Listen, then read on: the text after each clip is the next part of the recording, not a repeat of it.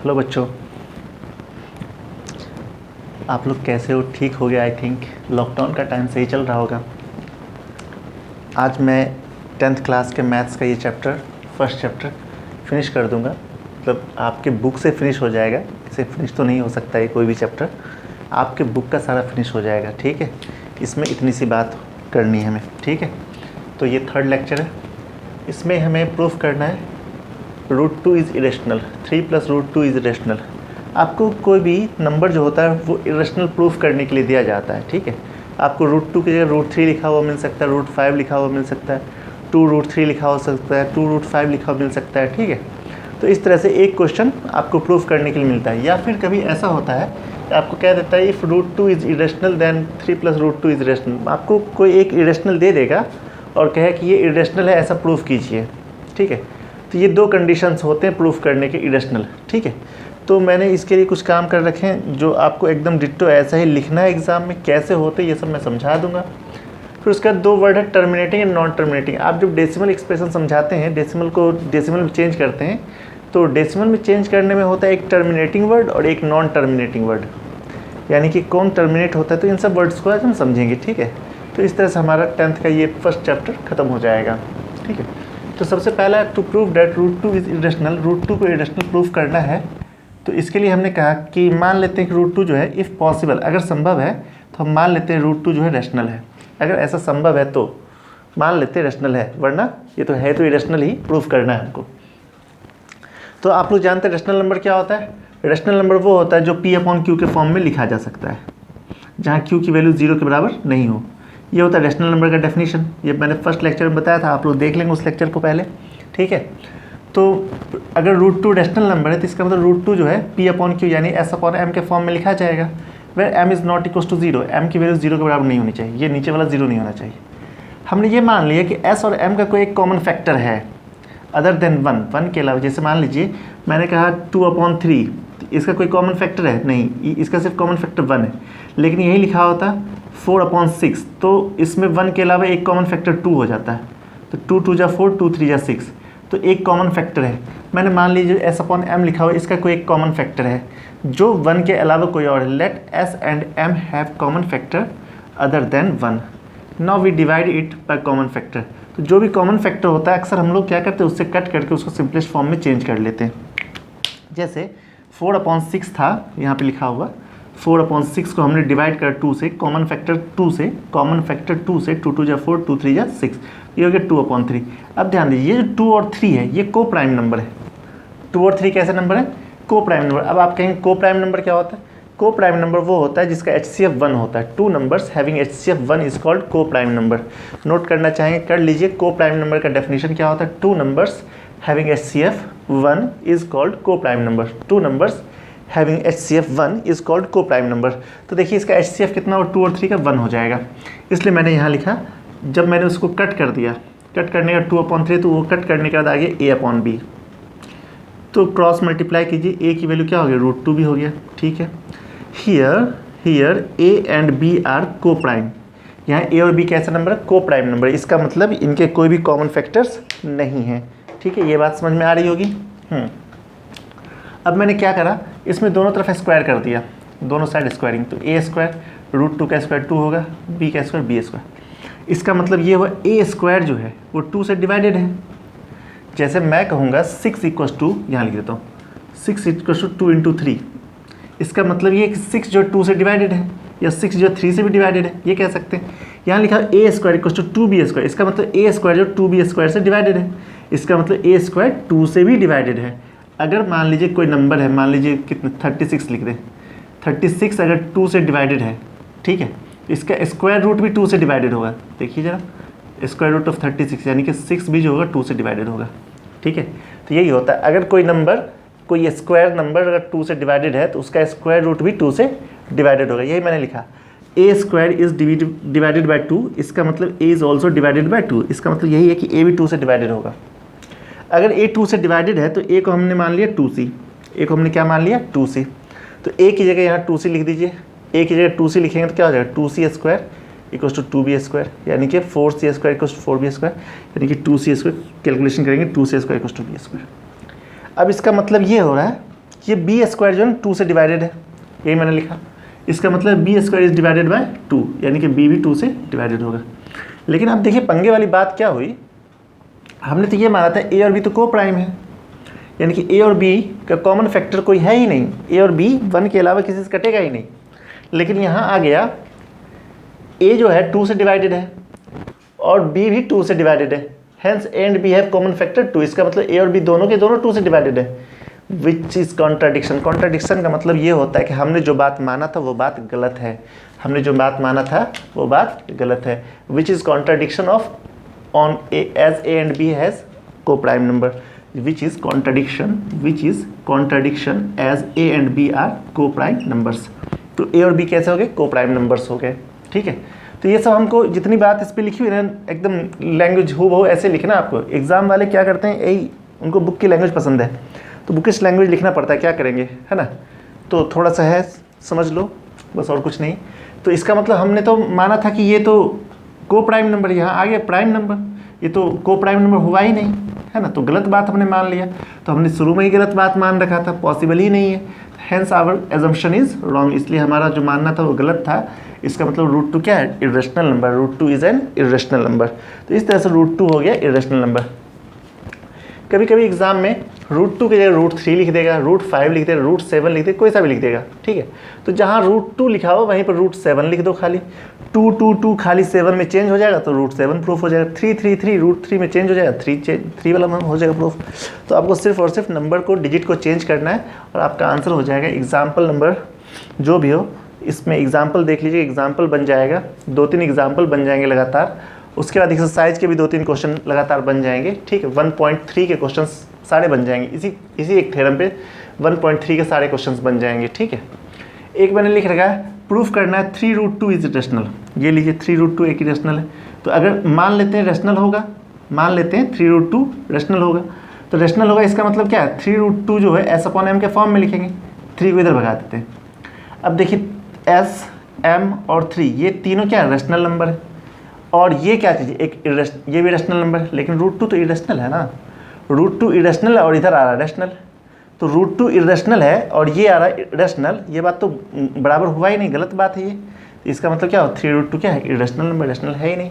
इस तरह से हम लिख सकते हैं, आराम से प्रूफ कर सकते हैं। तो ये भी आपके एग्जाम्पल में ही है क्वेश्चन, देख लीजिएगा, समझ में आ जाएगा, सिंपल सा है बिल्कुल है। आपको एज इट इज़ लैंग्वेज वगैरह यही लिखना होता है। ठीक है, हाँ, अब आपको गिवन है if root 2 is irrational then prove that 3 plus root 2 is irrational. तो ये आपके डिपेंड करता है मार्क्स पर, कितने मार्क्स का है। अगर 1 मार्क्स का है, ठीक है, तो आप सिंपली लिख दीजिए rational plus irrational equal to irrational. ठीक है, देखिए कुछ क्वेश्चन बना रहे हैं 1 मार्क्स के लिए, 2 मार्क्स के लिए, इसी क्वेश्चन को मैं बना रहा हूँ। देखो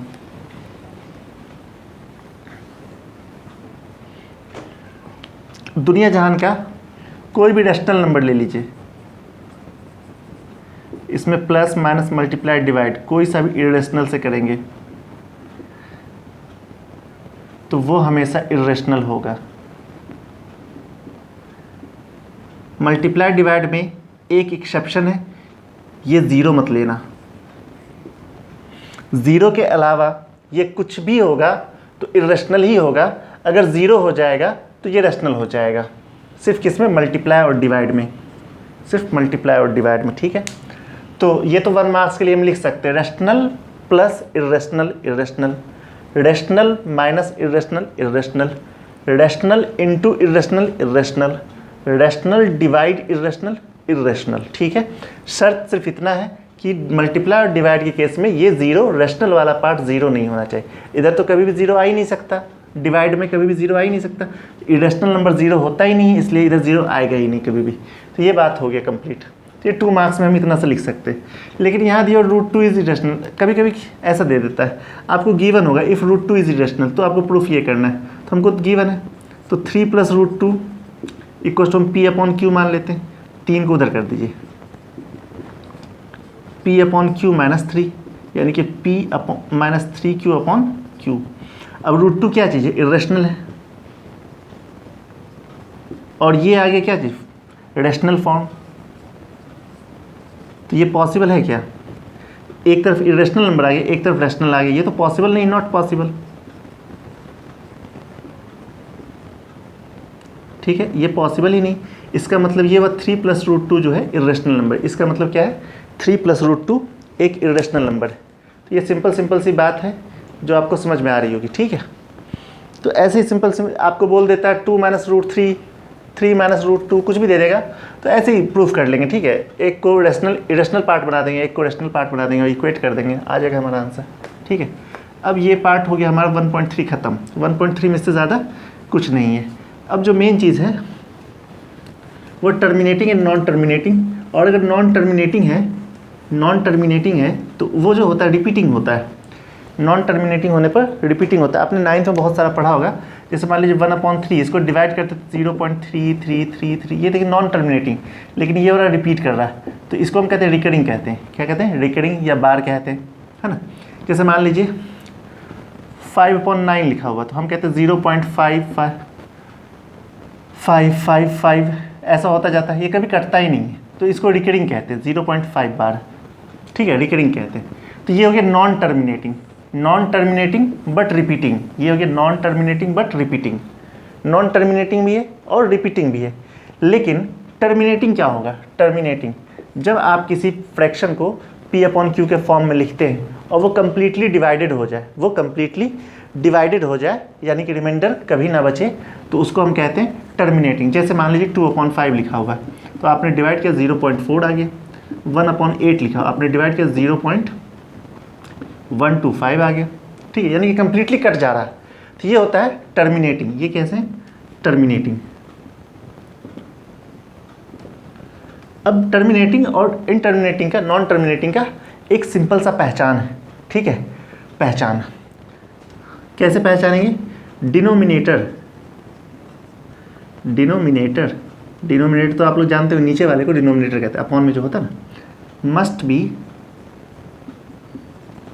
इन द फॉर्म ऑफ 2 की पावर n × 5 की पावर m। यानी कि नीचे डिनोमिनेटर में सिर्फ 2 और 5 होना चाहिए, इसके अलावा कुछ भी नहीं होना चाहिए। 2 और 5 के अलावा अगर कुछ भी होगा तो वो नॉन टर्मिनेटिंग में आ जाएगा। ये टर्मिनेटिंग का शर्त है। यानी कि अब आपको कुछ नहीं करना, डिनोमिनेटर चेक करना है, ठीक है। क्या करना है, डिनोमिनेटर चेक करना है कि वो टर्मिनेटिंग है या नॉन टर्मिनेटिंग। जैसे मैं 2-3 क्वेश्चन लिखता हूँ, लिखा हो 7/125 130 5/175 नहीं लिखते हैं, 138/175 ऐसा लिख देते हैं, ठीक है। एक और चलिए इसी को हम चेक करते हैं, ठीक है। इसमें हम चेक करेंगे कि ये टर्मिनेटिंग है या नॉन टर्मिनेटिंग है। और उसके बाद अगर टर्मिनेटिंग, एग्जाम में ये भी कहता है अगर ये टर्मिनेटिंग है तो without actual division convert into the form of decimal. बात समझ में आया, आपसे कहेगा without actual division, by performing without actual division convert it in the form of decimal. ये आपसे एग्जाम में कहता है। या फिर आपसे ये कहता है after how many places the decimal expression will be terminate. कितने प्लेस के बाद डेसिमल एक्सप्रेशन टर्मिनेट हो जाएगा। इस कंडीशन में हम ये देखते हैं, अगर सिर्फ डेसिमल प्लेस पूछेगा तो हम चेक करेंगे 2 और 5 का पावर। 2 और 5 में ज़्यादा पावर किसका है, जिसका पावर ज़्यादा हो उतने ही टर्म के बाद डेसिमल टर्मिनेट होगा। जैसे मैं इसे देखता हूँ 125 का फैक्टर करते हैं,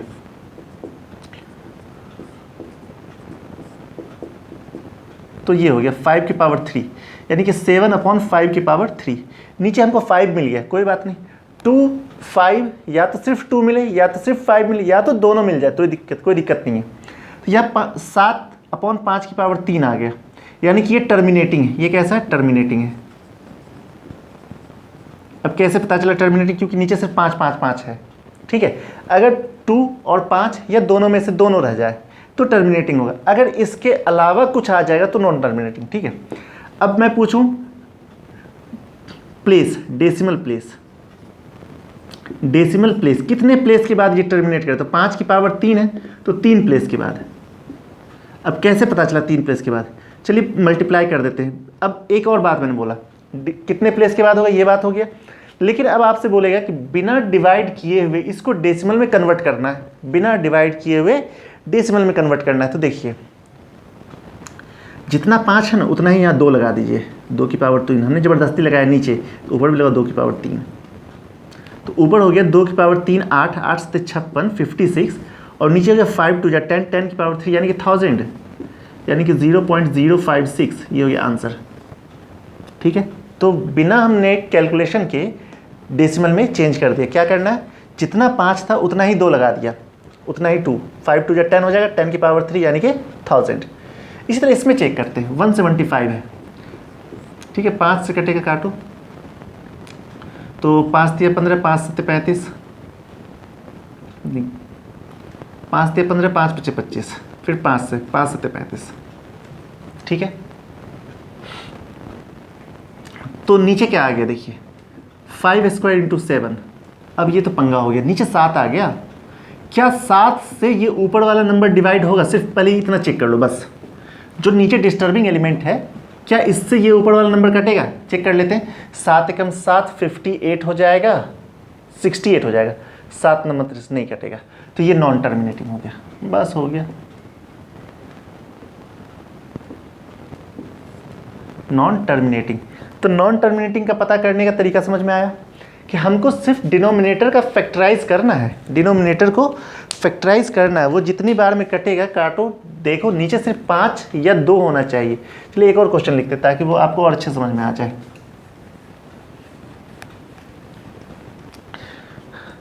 मान लीजिए लिखा हुआ है 147 अपॉन 2 की पावर 4 इंटू 5 की पावर 3, ऐसा लिखा हुआ है। अब आपसे पूछा ये टर्मिनेटिंग है कि नहीं, चलिए एक और लिख देते हैं, 3 भी लिख देते हैं, चलिए ताकि और अच्छी बात समझ में आएगी। एक सबसे पहले तो हमसे पूछा ये टर्मिनेटिंग है या नॉन टर्मिनेटिंग। ऑप्शन आया A terminating, 2 non terminating, none, any, कुछ भी हो सकता है। तो क्या जवाब देंगे? तो देखते हैं इसका ऑप्शन कौन सा सही होगा। सबसे पहले तो ये देखिए नीचे 2 है, बात सही है, 5 है, बात सही, 3 ये गड़बड़ कर रहा है, 3, तो 3 से चेक कर लो ये कटेगा कि नहीं कटेगा। देखो जरा, 3 चौके 12, 3 नंबर 27, कट गया। यानी कि अब जो नीचे डिस्टर्बिंग एलिमेंट था वो तो खत्म हो गया, अब नीचे सिर्फ बचा क्या, 2 और 5, यानी कि टर्मिनेटिंग है। ठीक है, सिर्फ 2 और 5 नीचे बचा हुआ, टर्मिनेटिंग। अब आपसे अगर बोल दिया कि ये अगर टर्मिनेटिंग है तो इसको डेसिमल में चेंज करो, टर्मिनेटिंग है तो डेसिमल में चेंज करो। तो यहाँ 2 की पावर 4 है, यहाँ 5 की पावर 3 है, तो एक 5 की कमी है, तो एक 5 से यहाँ मल्टीप्लाई करेंगे, ऊपर भी एक 5 से मल्टीप्लाई करेंगे। जितना 2 का पावर उतना ही 5 की पावर अगर हो जाएगा तो आराम से डेसिमल में चेंज कर लेंगे हम। ठीक है, तो ऊपर मल्टीप्लाई कीजिए, 9 5 45, 5 4 20 और 4 24, और नीचे 2 और 5 दोनों 4 4 बार आ गए तो 10,000 हो गया। डेसिमल में चेंज करें 0.0245, ये हो गया आपका आंसर। अच्छा, अगर आपसे सिर्फ ये पूछता कि कितने प्लेस के बाद ये टर्मिनेट हो जाएगा, तो सीधा पावर देखते, ज़्यादा पावर कितना है, यानी कि 2 और 5 में जितना पावर ज़्यादा होगा, जिसका पावर ज़्यादा होगा उतने ही प्लेस के बाद वो टर्मिनेट होता है। 2 और 5 में जिसका पावर ज़्यादा होगा उतने ही प्लेस के बाद वो टर्मिनेट होता है, एक बात हो गया। दूसरा बात, 2 और 5 के पावर को बराबर कर देंगे। बराबर करने के लिए या तो कभी 2 से मल्टीप्लाई करना पड़ता है, कभी 5 से मल्टीप्लाई करना होता है, कभी 25 से मल्टीप्लाई करना होगा 5 स्क्वायर से, कभी 2 की पावर 2 से, कभी 2 की पावर 3 से मल्टीप्लाई करना होगा। तो ऐसा मल्टीप्लाई कर करके आपको इक्वल पावर करना होगा। उसके बाद डिनोमिनेटर में जितना भी ज़ीरो आएगा उसी के हिसाब से हम न्यूमरेटर को डेसिमल में चेंज कर लेंगे। ठीक है, तो ये था टर्मिनेटिंग नॉन टर्मिनेटिंग का सिस्टम। अब आपसे एक क्वेश्चन और बहुत अच्छा सा आराम से छोटा सा एकदम क्वेश्चन कर लेते हैं, एक है ना, एक छोटा सा क्वेश्चन आपसे पूछेगा एग्जाम में कि कौन सा रैशनल है, कौन सा इर्रेशनल है, कौन सा रैशनल है, कौन सा इर्रेशनल है। जैसे मान लीजिए 3.45173417341111112134 डॉट डॉट डॉट, ये क्या होगा, ये इर्रेशनल है। ठीक है, लेकिन यही कहा 1.34754 ऐसा दे दिए, ये क्या हो जाएगा, ये रैशनल हो जाएगा। जैसे ही बार लग गया ये रेशनल, ये डॉट डॉट लग गया इरेशनल। ठीक है, तो ये सिंपल सा है। आपसे कहेगा √2 एंड √3 के बीच एक रेशनल लिखिए, रेशनल, और दूसरा एक इरेशनल लिखिए। तो √2 की जो वैल्यू होती है 1.414 होती है, √3 की जो वैल्यू होती है 1.732 होता है। तो 1.4 1.7 के बीच में 1.5 होता है, ये हो गया रेशनल। और इरेशनल का तो 1.5 लिख दो, उसके बाद अपने मन से कुछ कुछ लगा दो, ये इरेशनल हो गया। तो यहाँ पे आपका फर्स्ट चैप्टर ख़त्म होता है। ठीक है, फर्स्ट चैप्टर को अब आप बनाएंगे, कुछ भी नहीं है, लेकिन एग्ज़ाम के लिए ये सफिशिएंट नहीं है। अभी बता दे रहा हूँ, ये एग्ज़ाम के लिए सफिशिएंट नहीं है। एग्ज़ाम के लिए सफिशिएंट होने के लिए आपको एक बार पहले प्रीवियस ईयर के सारे क्वेश्चंस करने होंगे। ठीक है, उसके लिए हम आगे वीडियो बनाएंगे, लेक्चर बनाएंगे। ठीक है, अभी फ़िलहाल फर्स्ट चैप्टर को समझने के लिए इतना काफ़ी है। इतने से आपका फर्स्ट चैप्टर कंप्लीट हो जाएगा। ठीक है, आज के लिए बस इतना है। फिर मिलते हैं नेक्स्ट लेक्चर में किसी नए सिलेबस के साथ या किसी नए चैप्टर के साथ। आज के लिए बस इतना ही। Thank you, bye bye.